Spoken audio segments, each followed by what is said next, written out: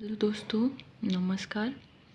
जैसे कि मैंने कल राजस्थान कला के एक पार्ट को मैंने मारवाड़ कला की उपशैली उदयपुर को मैंने कवर किया था। आज मैं उसी के भाग में नाथद्वारा शैली को कवर करने जा रही हूँ। जो भी कमी हो आप कमेंट करिएगा, अच्छा लगे तो लाइक करिएगा सेशन एंड सब्सक्राइब करिएगा और सपोर्ट करिएगा। नाथद्वारा शैली का आरंभ 1672 ईस्वी में है। 1672 ईस्वी में क्यों माना जाता है? क्योंकि नाथ जी की जो मंदिर है वो 1672 ईस्वी 10 फरवरी 1672 ईस्वी में बनवाई गई थी, इसीलिए इसका आरंभ काल 1672 ईस्वी माना जाता है। उसके बाद नाथद्वारा शैली का आरंभ का जो राज्य है किस राज्य में है, तो वो राजस्थान में है। जिला क्या लगता है? राजसमंद जिला है। उदयपुर से दूरी कितनी है राजसमंद की? तो 50 मील दूरी उदयपुर से है उसकी। प्राचीन नाम क्या है? तो सिहाड़ है।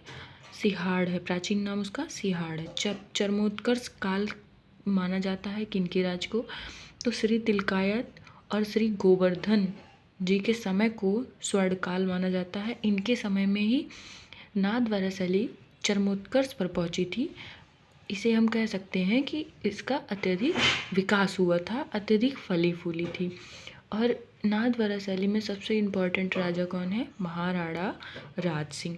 महाराणा राज सिंह के पॉइंट पर आते हैं तो महाराणा राज सिंह ने नाथ जी की मूर्ति जो है वो स्थापित करवाई थी। नाथ जी की मंदिर को उन्होंने 10 फरवरी 1672 ईस्वी में बनवाया था। कहाँ पर? सिहाड़ में। सिहाड़ में बनवाया था, जहाँ से ही नाथद्वारा शैली का आरंभ शुरू हुआ था। नाथद्वारा शैली प्रभाव में आई थी तथा नाथद्वारा शैली का स्वतंत्र विकास काल, जो विकास शुरू हुआ था, वो किसके काल को माना जाता है? तो महाराणा राज सिंह के काल को ही माना जाता है। नाथद्वारा शैली जो है वो बल्लभ संप्रदाय से प्रभावित थी, बल्लभ संप्रदाय से प्रभावित थी तथा वैष्णव धर्म जो मीराबाई वैष्णव धर्म संप्रदाय की अनुयायी थी, तो मीराबाई वैष्णव धर्म जिस वैष्णव धर्म को मानती थी वो नाथद्वारा शैली के अंतर्गत ही आता है। तो वैष्णव धर्म का केंद्र नाथद्वारा शैली जो मंदिर थी वो नाथद्वारा शैली का केंद्र बनी। वल्लभ संप्रदाय की प्रमुख पीठिका भी बनी। मूर्ति जो नाथ जी की मूर्ति आई थी वो कहाँ से आई थी? तो वो ब्रज से आई थी। और ब्रज से आई थी, इसकी वजह से हमारी नाथद्वारा शैली पर ब्रज शैली और उदयपुर शैली का प्रभाव पड़ा। मेवाड़ शैली, उदयपुर शैली बोल सकते हैं, का प्रभाव पड़ा। तो नाथद्वारा शैली पर किसका किसका प्रभाव पड़ा? ब्रज शैली और उदयपुर शैली का। महाराणा राज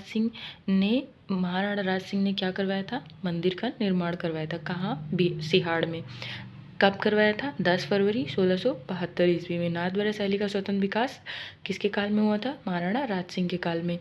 किस संप्रदाय से प्रभावित थी? वल्लभ संप्रदाय से। किसकी प्रमुख थी? वैष्णव संप्रदाय की। मूर्ति कहाँ से आई थी? ब्रज से आई थी। प्रभाव पड़ा ब्रज शैली, उदयपुर शैली। आगे बढ़ते हैं। सर्वाधिक कृष्णलीला के चित्रण जो थे वो किसके थे नाथद्वारा शैली में? तो सर्वाधिक कृष्ण लीला के चित्रण थे। 1672 ईस्वी में जो चित्रण बना था वो किसके? तो सर्वाधिक कृष्ण लीला के चित्रण थे। प्रमुख चित्र क्या थे इनके? तो प्रमुख चित्र थे पिछवाइयाँ। पिछवाइयाँ सोचेंगे किसे कहते हैं? तो पिछवाइयाँ जो होती हैं वो कपड़े के पर्दे पर बनाई जाती हैं।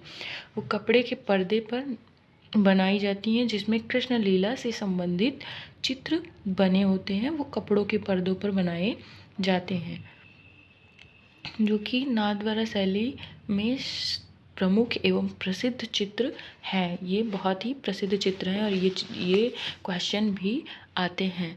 आगे हम पढ़ते हैं नाथद्वारा शैली की विशेषताएं। नाथद्वारा शैली की प्रमुख विशेषताएं क्या हैं?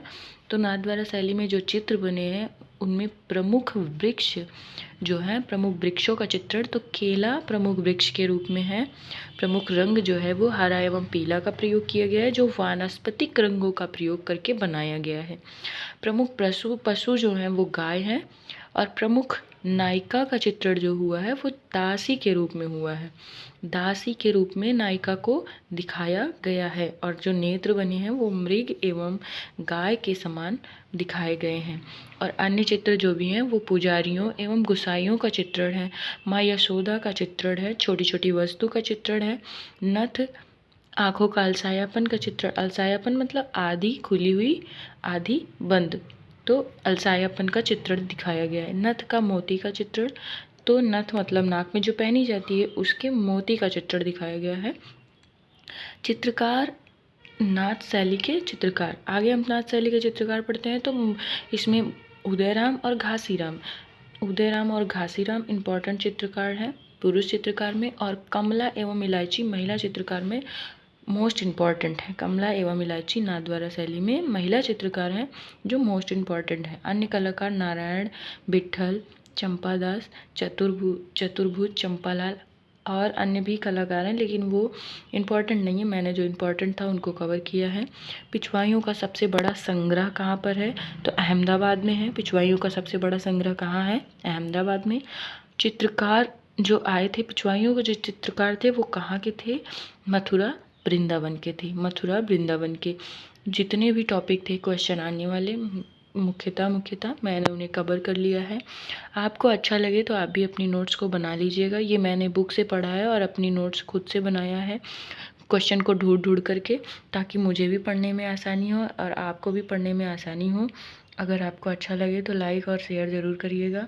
Please subscribe channel and support, please comment भी करिएगा, जैसा लगे बताइएगा। जय हिंद।